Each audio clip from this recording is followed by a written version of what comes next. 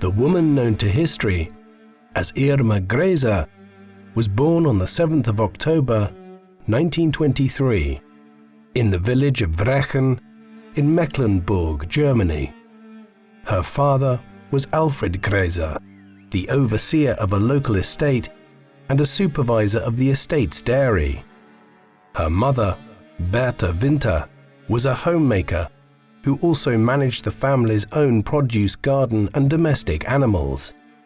Irma Ilsa Ida Grese, as she was christened, grew up in a rural lowland area about 50 miles north of Berlin, a quiet and picturesque region of green fields, scattered forests and many lakes. The people who lived there were predominantly lower middle class agricultural workers, and the Grese family managed decently well financially, at least as well or perhaps slightly better than many of their neighbors. Irma was the third of 5 children. She had an older sister, Lieschen, an older brother, Alfred, and 2 younger siblings, her sister Helena and a baby brother, Otto. Few details are known about Irma Grese's early childhood, but it appears to have been fairly unremarkable. She played with her brothers and sisters, helped her mother with domestic chores, and attended the local elementary school. Irma was reportedly a shy, sensitive and anxious child who always ran away from any conflicts with other children, or so her sister Helena said of her many years later. In March of 1933, when Irma was 9 years old, her elementary school underwent significant changes in its curriculum, just as every other school in Germany did following the rise to power of Hitler and the Nazi Party just 2 months prior. The principles and ideals of National Socialism, Aryan purity and race pollution were now benchmark educational standards. Historians and witnesses have differed over the Grese family's stance on the Nazi Party. Some accounts describe Alfred Grese as a stern, conservative, and devoutly church-going man who disliked Nazi politics. Others describe him as an opportunistic supporter of Hitler, one who perhaps did not care so much which party was in power, as long as they brought back some of the German pride and prosperity previous generations had known under the Kaiser.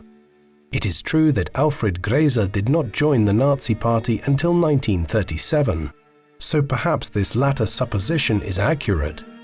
Grese did, however, become a local group leader for the Nazi Party in Wrechen after he joined the organization. Alfred and Bertha Grese had a difficult marriage that ultimately ended in tragedy. The family made decent money compared to others in their community, but with 5 children to clothe and feed, they must have found it challenging. Some accounts describe Alfred as an excessively heavy drinker and a hard disciplinarian who often employed physical punishment with his children. Oral accounts from the Grese family's old neighbors and acquaintances, however, claim this is not true. Alfred regularly frequented his local pub, but they insist he was quite friendly and jolly, and not a problematic or abusive drinker. What is known for certain is that in December of 1935, Bertha learned that Alfred had been having an affair with the daughter of a local pub owner. Bertha enlisted her children to help her clean the house from top to bottom. When everything was clean and neat, she sent her children out to fetch their father from the pub. While they were gone, she tried to take her own life by drinking hydrochloric acid, a commonly used cleaning product. When the family arrived home and found Bertha unconscious on her bed, they rushed her to the hospital. Bertha Grese lived for a few weeks before dying in hospital in January 1936. Irma was 12 years old when her mother died, and few, if any, details are known about how the family coped in the few years after Bertha's death. Oral accounts from old neighbors claim that Irma became quieter, more withdrawn, and tended to isolate herself from others. While other children were building friendships and experiencing their first romances, Irma reportedly could often be found sitting alone on a hillside, whistling softly to herself. Both Irma and her sister Helena soon conceived a desire to join the League of German Girls, the young women's branch of the Hitler Youth. Apparently, the Nazi indoctrination that the two sisters had been receiving at school for the past 5 years had had an effect. The League of German Girls was an organization designed to train young women to be party comrades, whether that meant marriage and prolific motherhood, training as a nurse, or defending the homeland as a member of one of the women's auxiliary branches of the SS. One historian has suggested that perhaps the League of German Girls and the Nazi Party offered a number of prospects beyond simple ideology that Irma and other young women like her may have found attractive. Nazi rhetoric glorified not only so-called Aryan Germans, but also claimed to value rural people and communities as the backbone of German society and the seat of German virtue. The League of German Girls offered isolated, frustrated, or angry young women the means to find identity, affirmation, and camaraderie, better career opportunities than could be accessed in their home communities, and the opportunity to meet and mix with many more people their own age. Membership would soon become mandatory for all German girls of Aryan ancestry, but initially Irma's father flatly refused to let her join the League. It is unclear why Alfred at first forbade his daughter to join the organization, especially since he became an official member of the Nazi Party himself in 1937. One account claims that the local League chapter was too far away and the route too dangerous for Irma to ride her bicycle to and from meetings alone. Whatever the reason, her father's refusal seems to have been the beginning of a rift between Irma and Alfred. In 1938, when she was 14, Irma dropped out of school to sign up for a government-administered youth labor program. She went to work at a dairy factory in nearby Fürstenberg for 6 months, and then worked at a small shop in Lüneburg for a further 6 months. In 1939, less than a year after Irma left school, Alfred Grese married again. His new wife brought 4 stepchildren from a previous marriage into the Grese family, and the couple later had another child together.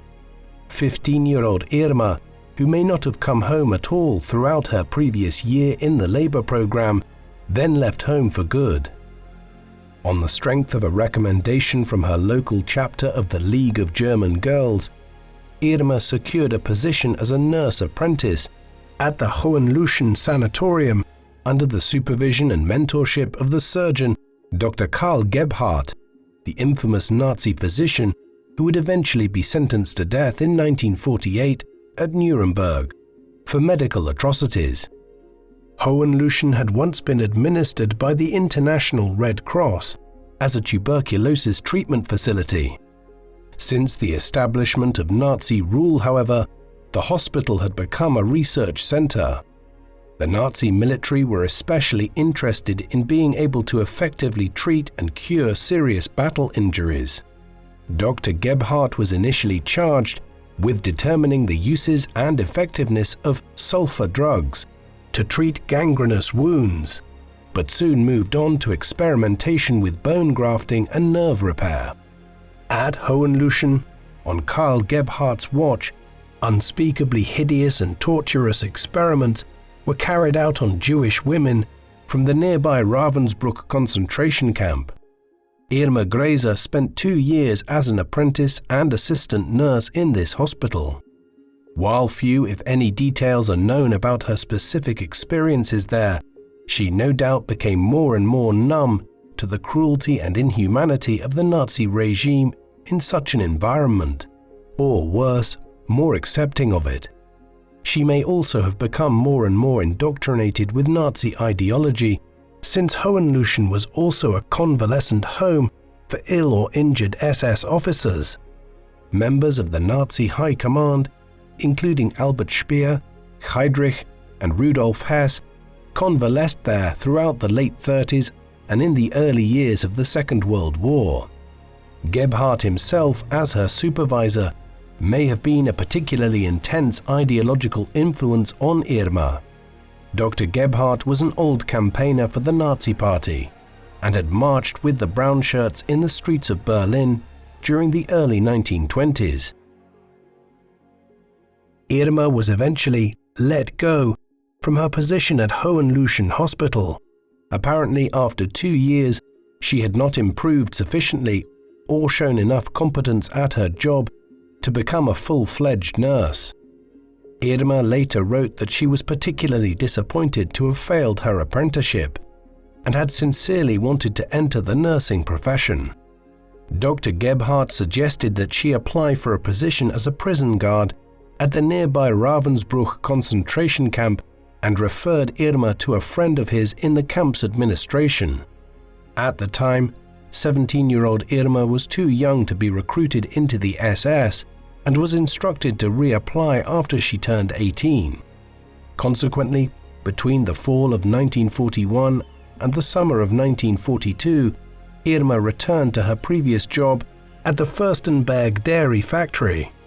In July of 1942, she joined the women's branch of the SS and began prison guard training at the women's concentration camp at Ravensbrück. The recruitment of women to military, law enforcement, or manufacturing jobs was quite contrary to the official Nazi stance on women's roles in German society. National Socialist ideology praised German women who upheld traditional values, married, and produced as many children as possible. Yet, as the war advanced, Germany was forced, like every other nation engaged in the war at the time, to recruit women in order to replace factory workers who were drafted into the military. They also needed qualified nurses to care for their wounded. Additionally, as the concentration camps began to shift from forced labor camps to killing centers by 1942, and more satellite camps were established, more and more SS matrons were recruited as women's sections were established in the camps. Women were not permitted to become full-fledged members of the SS, but were designated as SS assistants. Nonetheless, the women who trained at Ravensbrück to become concentration camp guards between 1942 and 1944 were subject to the same standards and expectations as the men, and received training that was virtually identical to the training undergone by male guards at Dachau's model camp. Guard training took 3 weeks, a seemingly brief period of time, but often long enough to produce dramatic behavioral changes and harrowing results. Little is known about Irma's specific experiences during guard training, but her rapid promotion within little more than a year of completing her training speaks volumes about how effectively she may have absorbed the cruel and brutal lessons of the camps. One of the senior matrons at Ravensbrück, Dorothea Binz, may have been a significant influence on Irma, although it is important to note that this is no more than a supposition. However, Binz exhibited at Ravensbrück many of the same vicious and sadistic behaviors and tactics with which Irma Grese would later come to be associated at Auschwitz. According to the testimony of survivors at the Ravensbrück and Auschwitz concentration camps, Grese resembled Binz in a number of ways. Both kept a loaded gun on their person at all times, frequently using it to summarily execute prisoners or to strike terror. This weapon was the only one officially used by the SS, but it was not the only one they employed. Like Binz, Grese also carried a whip at all times, which she used perhaps more frequently than she did the gun. Further, both Binz and Grese sometimes made their rounds throughout the camps, leading a trained German shepherd dog, which they might command to terrorize, attack, maim, or kill prisoners. Finally, according to multiple witnesses, both Binz and Grese engaged in sadistic sexual behavior toward their victims. Such acts are beyond any civilized person's grasp of humanity.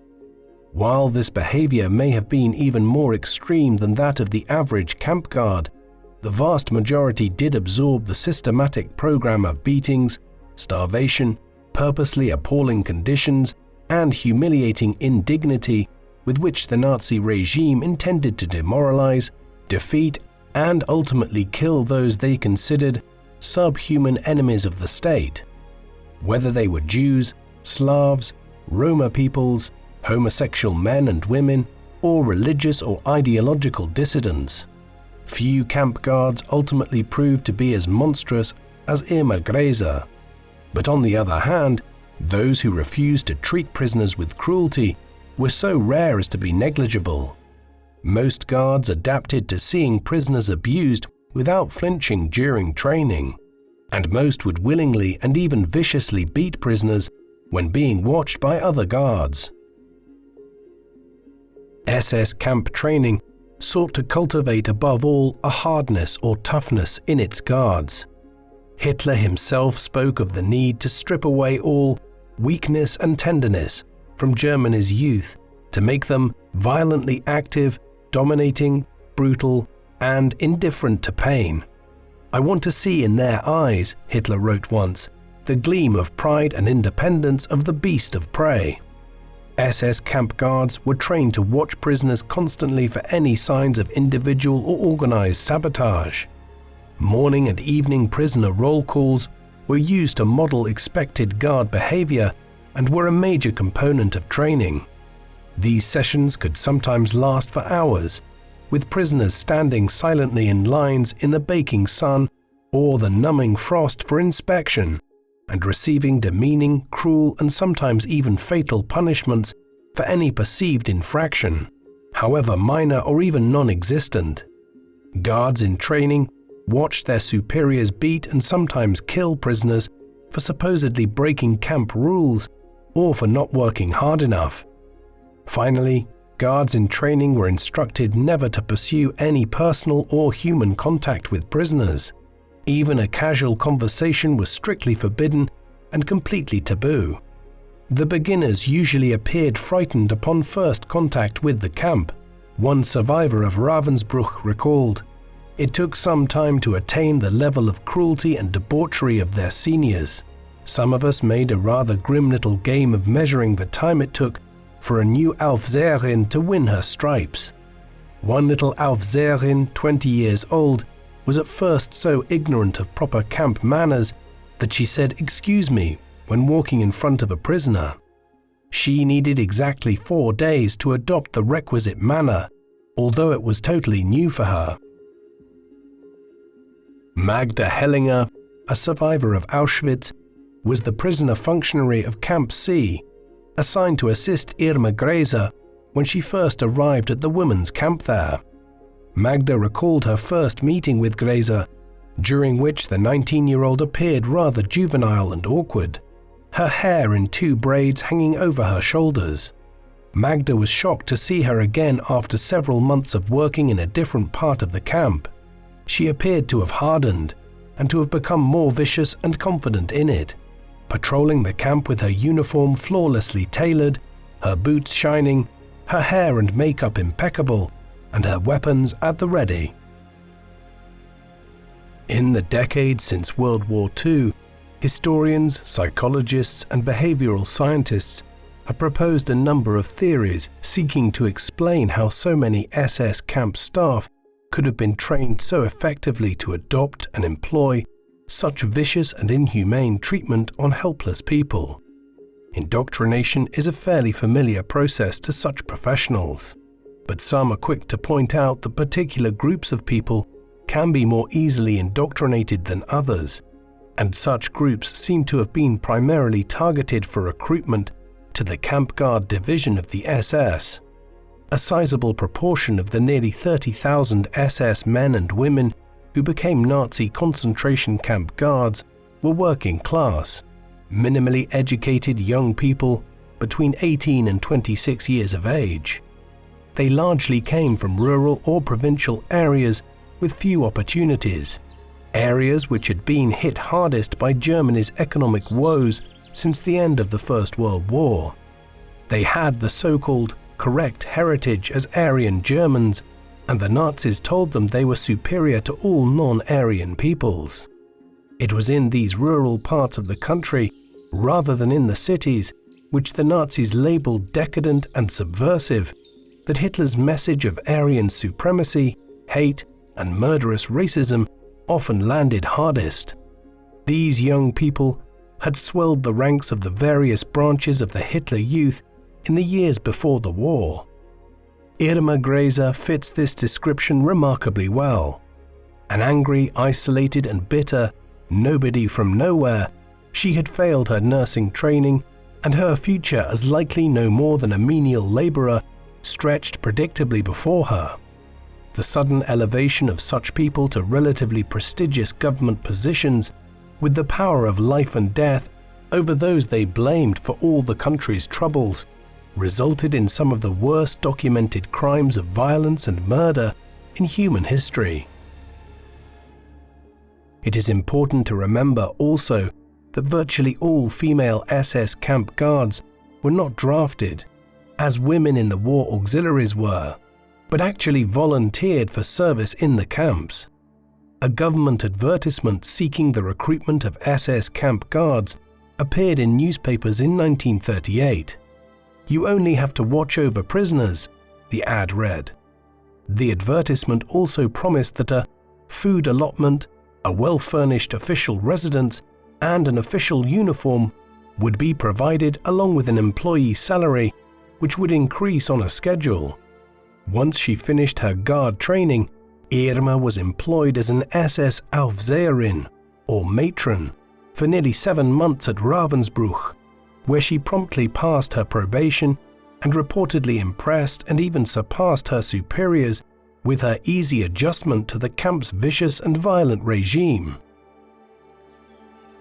In February of 1943, Irma went home to Wrechen for a visit.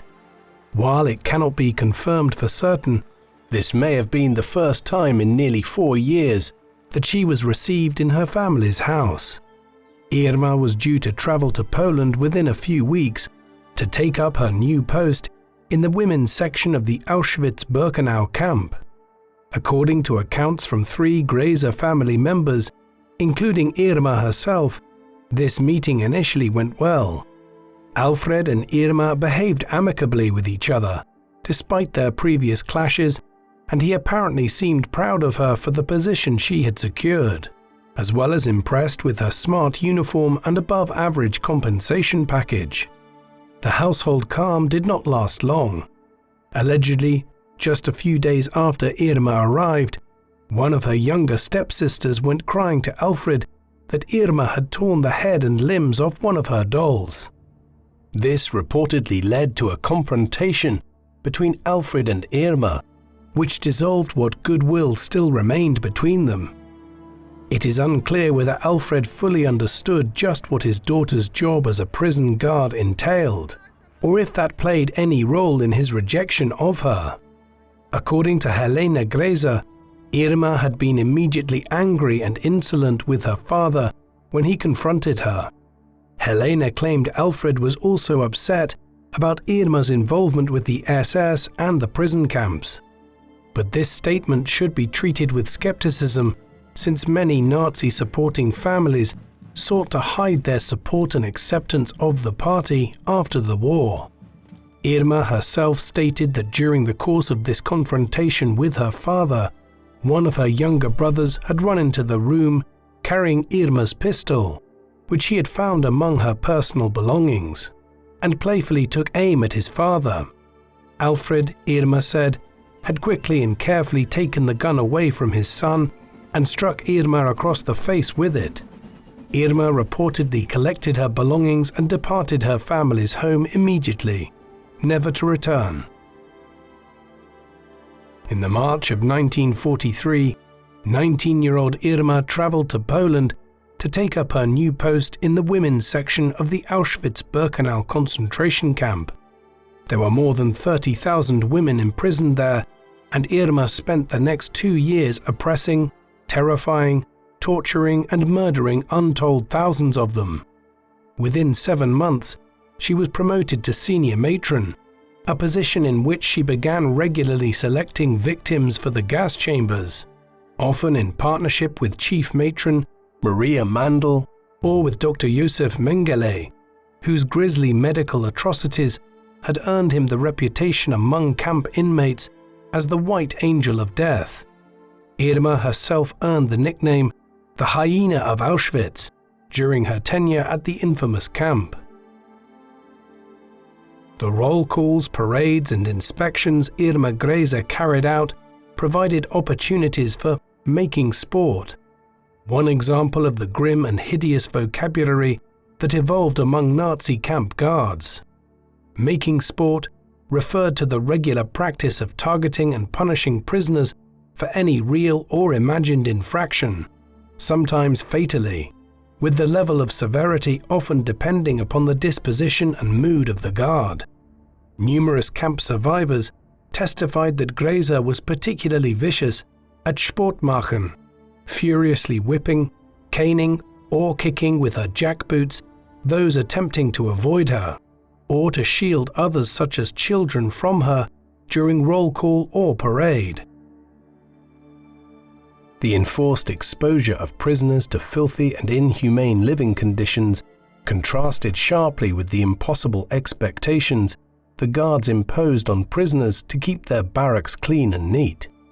Setting such impossible tasks was part of the systematic regime of abuse and demoralization. Surviving prisoners of Bergen-Belsen recalled Irma Grese squealing in exaggerated horror over the smallest spot or smudge during inspections of prisoner barracks, and the humiliating punishment or denial of food rations that might follow. While many guards were known to treat prisoners in such ways in the presence of other guards or prisoner functionaries, there were few who did so more arbitrarily or with less obvious pleasure than Irma Grese. On account of her particular viciousness, historians have often compared her to Amon Goeth, the infamous and murderous commandant of the Płaszów labor camp in Poland. A former inmate of Auschwitz testified that she had once seen Irma riding by one of the barracks on a bicycle and yelling at a Hungarian woman who happened to be standing out front to get back inside. Reportedly, without waiting to see whether or not her order would be obeyed, Grese drew her pistol and shot the woman dead before riding away as if nothing at all had happened. She could also be highly manipulative, purposely luring prisoners into situations for which she could justify inflicting punishment. One female inmate testified that Grese had once purposely started a rumor that potato peels were regularly dumped outside the door of the camp kitchen. When the inmate and her sister, both of them starving, finally mustered the courage to look for the food scraps under the cover of darkness, Irma was lying in wait for them not far from where she had carefully planted the potato peels. The inmate testified that Irma sprang at them out of the darkness and knocked the two sisters' heads together so hard and so violently that the inmate said she felt dizzy and nauseated for days afterwards. It should come as no surprise that by age 20, Grese had attained the second highest rank any SS woman could achieve, and for her noted and well-established reputation for the degradation and murder of countless so-called Untermenschen or subhumans, she was awarded a medal for meritorious war service to the Reich. Historians, psychologists, and behavioral scientists have for years wondered to what extent the camp system itself could be blamed for Irma Grese's unspeakable crimes. There is no doubt that the Nazis sought to mold the SS guards into murderers, especially after 1942. But the question remains, just how much malice was innate in Irma Grese to begin with, and how much was molded by her indoctrination and training? Considering the particular savagery and horrifying frequency of her crimes against camp inmates, and the obvious lack of any compassion or guilt for these actions, it is understandable that most Holocaust survivors who remembered Grese or experienced her cruelty cared very little, if at all, about why she did what she did. Almost all refused to view her as a victim despite her age and vulnerability to easy indoctrination.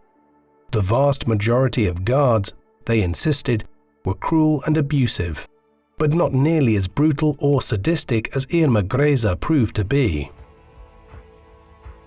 Although the exact number of her victims will probably never be known, some have estimated that the number may be as much or more than 18,000. Some historians have speculated that Grese may be among the most prolific female murderers of the entire 20th century. All this being said, some scholars still consider the question of how she became the sadistic individual that she did to be important, not to vindicate or excuse Grese's crimes, which of course nothing ever could, but to comprehend. Some continue to insist that it is important to understand how an environment that molds people into mass killers might be cultivated, if only to prevent such systems from ever again being created. According to one chain of analysis, the nourishing of violent tendencies was partly made possible by a carefully cultivated SS culture of rough camaraderie which punished so-called weakness, rewarded aggression, and incentivized internal corruption, exploitation, and theft. Guards in training were conditioned to view quote-unquote weakness in any one guard as a weakness for all, and trainees were roughly exhorted by senior guards to abuse prisoners as well as praised for it. It is worth noting that some guards could be brutally punished themselves for taking it too easy on prisoners. Irma herself was ordered by Auschwitz's commandant, Rudolf Hess, to deliver the last 2 of 25 strikes with a cudgel to the head of a fellow matron who had been judged to be too lenient with inmates. Despite the seemingly ironclad rules governing all aspects of life in Nazi concentration camps, in reality, rules were broken all the time. In fact, the systemic program that the camps sought to produce could not function without the encouragement of all kinds of behavior on the part of the guards that would be unthinkable and horrifying in virtually any other professional or official environment. Although there were strict prohibitions against interaction of any kind with inmates, many guards did establish relationships with inmates, most of them exploitative. It is worth noting that the concentration camps could not run without prisoner functionaries, whose supervisory or administrative work meant that camps could function with fewer SS personnel. These individuals were assigned to supervise barracks, work details and punishments, and sometimes reported on their fellow prisoners to ensure their own safety and preferment. Despite the strict rules to the contrary, many prisoners ended up in exploitative personal and working relationships with the SS.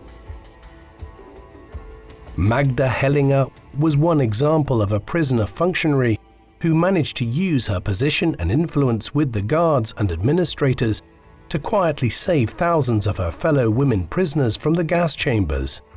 Hellinger wrote that having to work with Irma Grese in Auschwitz's Camp C was deeply disturbing, not least because of her conduct towards prisoners, but also because Magda was forced to glimpse Grese's humanity. Irma, Magda recalled, often seemed to forget that she was a Jewish prisoner, talking to Hellinger as if trying to impress an older sister. Irma had no friends among the other female guards, and while Magda could not deny that Irma was undoubtedly evil and sadistic, she also came across as highly impressionable and vulnerable. Irma told Magda about her family and the terrible break she had experienced with them, especially her father, who, she claimed, had not wanted her to join the League of German Girls and disapproved of her career in the SS. She told Magda of her disappointment at failing her nursing apprenticeship and expressed her admiration for Dr. Karl Gebhardt's tutelage, calling him, of all things, a saint. Magda Hellinger is one of the few, or perhaps the only prisoner of the camps, who stood up to Irma Grese and lived. Magda recalled that 4 women had been brought to her at roll call one morning with hideous wounds from Irma's whip. Magda sent them to the infirmary to be treated by a prisoner physician and then privately confronted Irma. "What did you do to those poor women?" she demanded. "They are in great pain. Their wounds will likely become infected and they will die. Shame on you." Irma then raised her whip as if to strike Magda also. "Go on. I dare you to strike me too. I know you like to see blood," she told Grese defiantly. Irma then lowered the whip and Magda walked away. She was flabbergasted when Irma came to her later and asked her forgiveness. Another prisoner who worked closely with Irma Grese was Lilika Salzer, a survivor of Auschwitz and a seamstress. She provided her services to Irma in return for regular visits with her younger twin sisters, who were being kept in another part of the camp. In exchange for these visits, Lilika regularly tailored Irma's uniform and any other clothing Irma brought to her.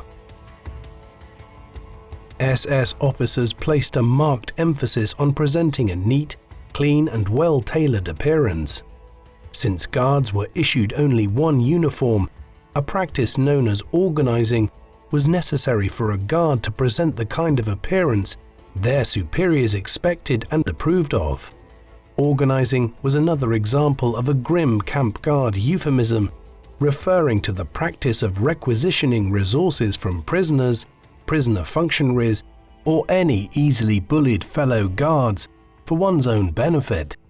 The brutal conditions of the camps encouraged and rewarded the most aggressive and victimizing behavior, ensuring the survival and prosperity of the most vicious.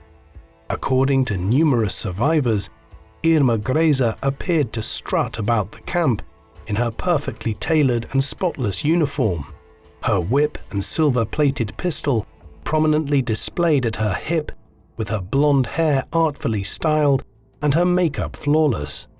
Besides her sadistic cruelty, Irma's appearance was one of the things that prisoners remembered most about her, and it was also one of the things that most captured the attention of journalists and photographers who attended the Bergen-Belsen war crimes trial.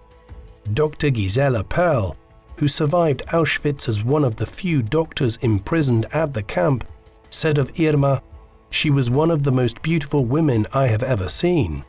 Her body was perfect in every line, her face clear and angelic, and her blue eyes the gayest, the most innocent eyes one can imagine. And yet Irma Grese was the most depraved, cruel and imaginative pervert I ever came across." Another deeply disturbing aspect of camp guard culture was its debauchery. While not explicitly stated, there was a permissiveness and even tacit encouragement of sexual relationships between guards. Concentration camp survivors recalled that for many guards, there seemed to be a clear connection between the violence or death they inflicted and their frequent sexual escapades, which seemed to provide some sort of outlet. Guards would engage in the most horrific treatment of prisoners day in and day out, and then retire to staff parties and banquets, which invariably turned into alcohol-soaked affairs, after which not everyone would recall whom they'd gone to bed with.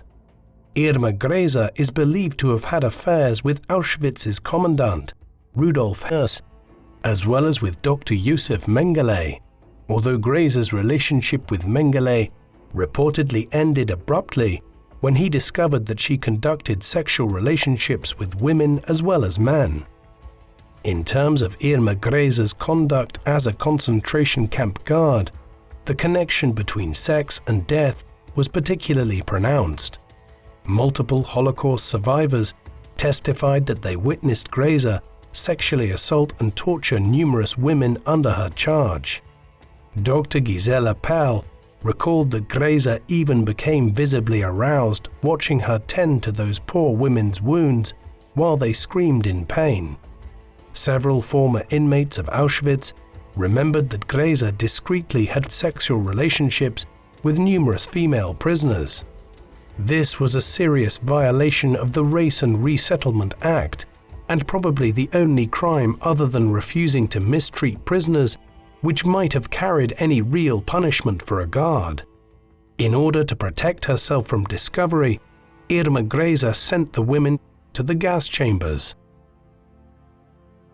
Sometime between the late fall of 1943 and the early spring of 1944, believing that she might be pregnant, Irma quietly sought a medical examination from Dr. Gisela Perl.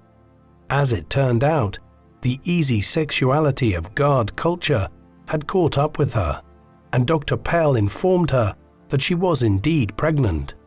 Irma instructed the doctor to return to the clinic the following day and prepare for surgery.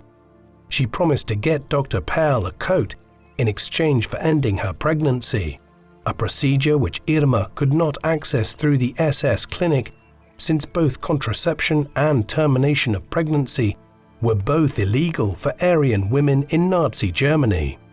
The next day, when Dr. Perl had completed the procedure and Irma was dressed and preparing to depart, she said, "What a pity that you are a good doctor. What a pity that you have to die. Germany needs good doctors." Irma then threatened Dr. Perl, promising she would kill her if she told anyone about the operation. Irma never delivered the coat she had promised. Perhaps as alarming to Irma as her pregnancy was the suspicion that she might have contracted syphilis, which was rife among the guards at Auschwitz by 1944. The records of the SS medical clinic at the camp show that Irma was tested for syphilis in late January of 1944, and her diagnosis came back negative. Witness accounts and documentary evidence give contradictory details about Irma Grese's movements and whereabouts between January and April of 1945. At her trial, she claimed that she was transferred from Auschwitz back to Ravensbrück in January, before being sent to Bergen-Belsen camp in March, but no records remain of her initial transfer. Accounts from the Grese family's old neighbors in Wrechen stated that Irma had accompanied thousands of Ravensbrück prisoners on a forced march west in April 1945. As the Russian Allied forces advanced into Poland and began to encroach from the east, Nazi concentration camps began to evacuate as many prisoners and staff as possible to camps further west. According to Wrechen residents, Irma encountered her family quite by chance during this march, who were also fleeing the advancing Soviet army. Irma's father, stepmother, and siblings, perhaps certain that she would be arrested when the Allies overran Germany, reportedly urged Irma to come with them, which she allegedly refused to do, insisting that she would remain loyal to the Nazi cause and her duty. The veracity of this story cannot be ascertained for certain, since it does not appear in any testimony from the Grese family. Additionally, it conflicts with reports from the British Second Army, who arrested Irma Grese at the Belsen camp in mid-April 1945.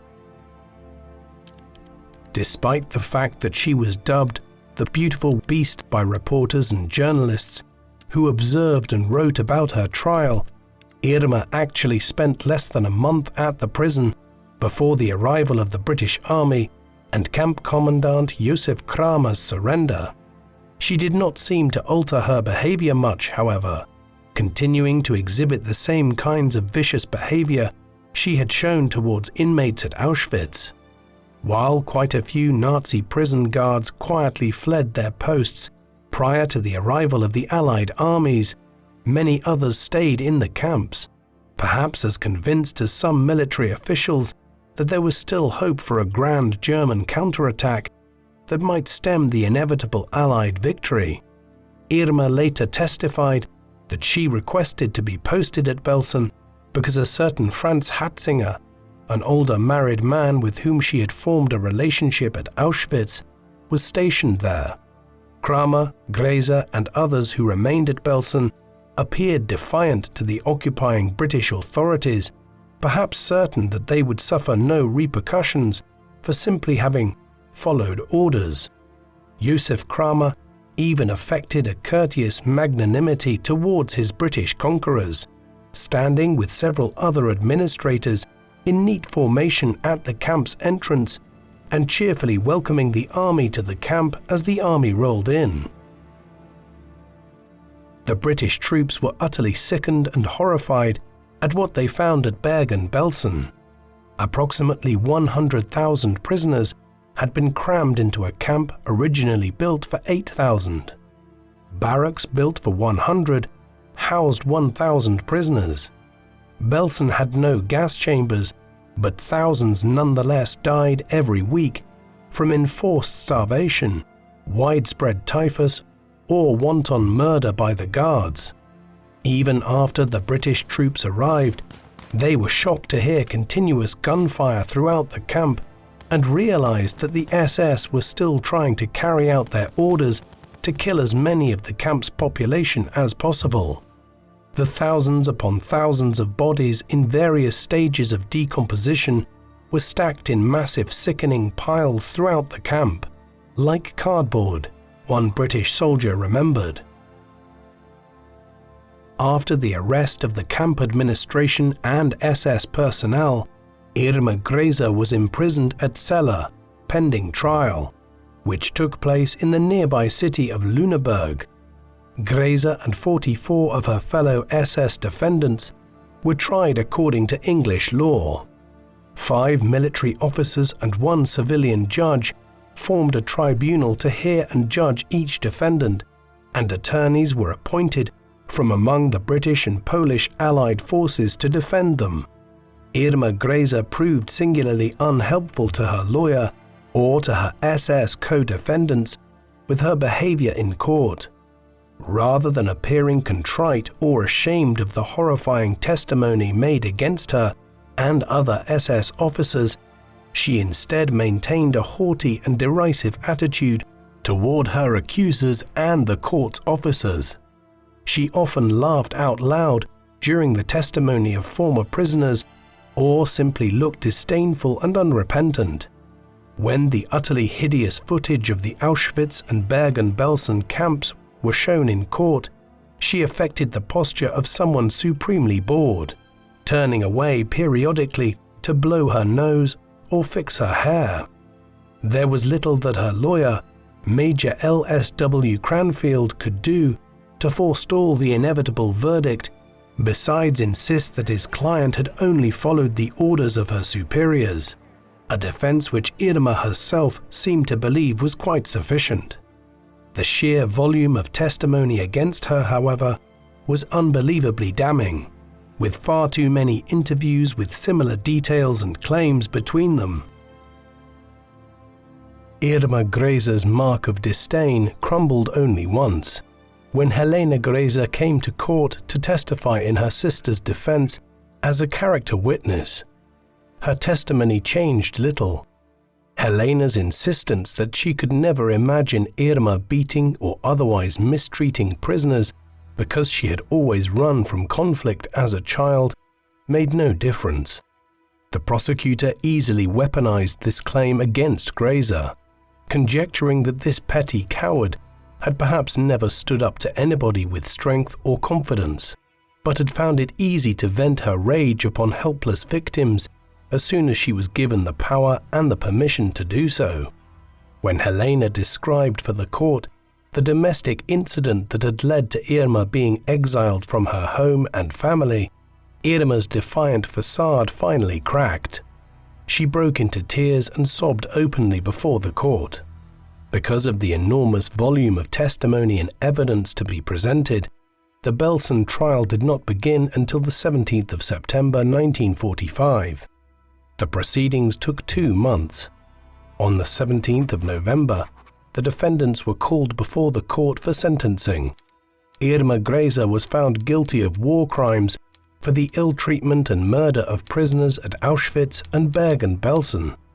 Besides Johanna Bormann and Elisabeth Volkenrath, she was the only other woman out of the 19 Nazi matrons tried at Belsen to be sentenced to death.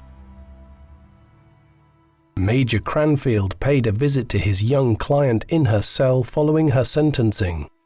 Her composure had completely collapsed, he remembered.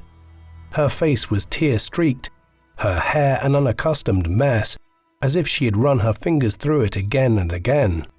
He quietly informed her that she would be transferred to Hamelin prison to await her execution. Over the next few weeks, Irma wrote several letters to members of her family to say her goodbyes. She sent her love and urged them to remember her as they had last seen her. She exhorted them to hold their heads up and be proud Germans, even in the worst of trouble. "I am loyal to my fatherland to the death," she wrote. On the night before their execution, Elisabeth Wolkenrath, Johanna Bormann, and Irma Grese stayed up late, the three of them defiantly singing Nazi songs together in their respective cells until well into the night. The next morning, Wolkenrath was the first Belsen defendant to be executed just after 9:30 a.m. At 10 a.m., Irma was brought into the prison courtyard where Britain's official executioner, Albert Pierpoint, stood waiting at the scaffold. With no hesitation, she briskly climbed the steps, and without requiring any prodding, she promptly positioned herself upon the trapdoor, marked in the center with an X. The executioner quietly murmured his requisite, "Forgive me," as he placed a white hood over Irma's face and the carefully knotted noose around her neck. "Schnell," Irma whispered to him. "Quickly." It was the last word she spoke. The trap opened, her body dropped into it, there was a muted crack. A few minutes later, the body of Irma Grese was removed for the execution of Johanna Bormann and the 10 men who followed the 3 women to the grave. All were buried just outside the prison grounds. At 22 years old, Irma Grese remains the youngest woman ever to be formally executed by British authorities. More than one historian has since remarked on a few odd coincidences involving the Belsen executions. On Friday the 13th of December 1945, 13 criminals were hanged before a crowd of 13 spectators. Most academic study, discussion and writing on the Holocaust has focused on the leaders, the so-called desk murderers who consigned millions to their deaths with a stroke of a pen. Far less attention was paid to those who did most of the actual killing until the last 3 or 4 decades. During the period in between, Irma Grese and other brutal SS women like her were largely forgotten, except for those few truly avid World War II history buffs. Irma Grese's passage into the dark, seedy underbelly of popular history is deeply unsettling. First, the image that was cultivated of her in the media during the Belsen trial as the beautiful beast had the effect of highlighting her appearance and femininity alongside her crimes. No other Belsen defendant was photographed more frequently or had more print dedicated to her than Irma Grese. Her youth and beauty combined with her singularly vicious behavior encouraged what many would characterize as an unhealthy fetishization of her. Another factor which makes Irma Grese problematic as a historical figure lies in the fact that the brutality and murder she committed contrasts sharply with the stereotypical notions of femininity, which often characterizes women as inherently less aggressive than men. 20th and 21st century scholars, beginning with Simone de Beauvoir's The Second Sex, published in 1949, have asserted that the gendered characteristics unrelated to physiology are entirely socially constructed, and are a function of where, when, and under what conditions people live and learn. Historians point out that the genocide in Nazi Germany was a function of the aggressive and nationalist culture of hyper-militarized hegemonic masculinity, one which would seem to automatically exclude women as oppressors. Yet women like Maria Mandl, Ilse Koch, Dorothea Binz, and of course Irma Grese committed atrocities every bit as terrible, and in many cases more so, than their male counterparts. Anyone who subscribed to traditional feminine ideals would be inspired to view them as deviants and aberrations. It is true, women were rare in the SS, and guards as sadistic as Irma Grese were even more rare. But considering how few German women served in such roles during the war, how can we ever hope to have any basis for comparison? Nearly 4,000 women served as SS matrons in the concentration camps, compared to roughly 24,000 men. But those women underwent the same training, navigated the same environments, and in a matter of weeks became accustomed to committing acts of violence of which traditionalists could not believe women were capable. Historians like Christopher Browning and Hannah Arendt posited that one of the darkest truths about World War II was that the Nazis who carried out those terrible crimes were, quote, ordinary men to begin with. However, a similar perspective on Nazi women has not yet fully evolved. The danger in this lies in how we have viewed and prosecuted genocide in the years since World War II, and how we will continue to do so in the future. A tiny minority of Nazi women were called to account for their crimes compared to Nazi men, and virtually no women from the Japanese military faced a tribunal at the end of World War II. In the more recent genocides in Bosnia and Rwanda, women as well as men were involved in the programs of hyper-nationalism and mass murder. But yet again, only a tiny handful were considered for indictment by the International Criminal Court, and even fewer were prosecuted and convicted.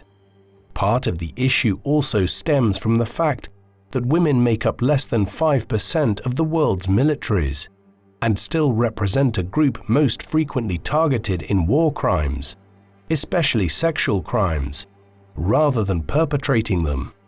And yet a British soldier who liberated Belsen recalled that partly in retribution for their crimes, the British had forced the SS guards to bury the body of every prisoner who had died in the camp.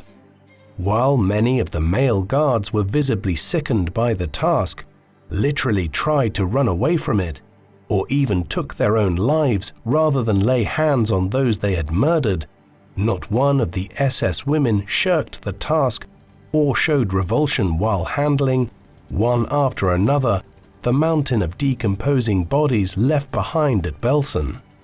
The life of Irma Grese was so dark that some might be led to question whether anything useful can be gained at all from studying it. Are her life and crimes still a valuable cautionary tale we need to preserve? Some might say that the recounting of her crimes serves more to titillate or awaken a gross fascination with violence, which can only be destructive. Would we do ourselves a favor or a disservice by consigning her to the dust heap of history? What do you think of Irma Grese? Have historians, psychologists, and behavioral scientists managed to sufficiently contextualize and comprehend Grese's viciousness and cruelty, the environment in which it flourished, or indeed Grese herself, or is there still more to understand? Please let us know in the comment section. And in the meantime, thank you very much for watching.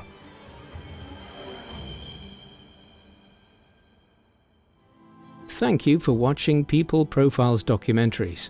Please subscribe if you haven't already, and don't forget to hit the bell icon to get notifications so you never miss an upload. If you would like to watch our videos with no adverts of any kind, listen to audio podcast versions of our videos, discuss history with other People Profiles fans, and much, much more, go to peopleprofiles.com and become a member for as little as $2 per month.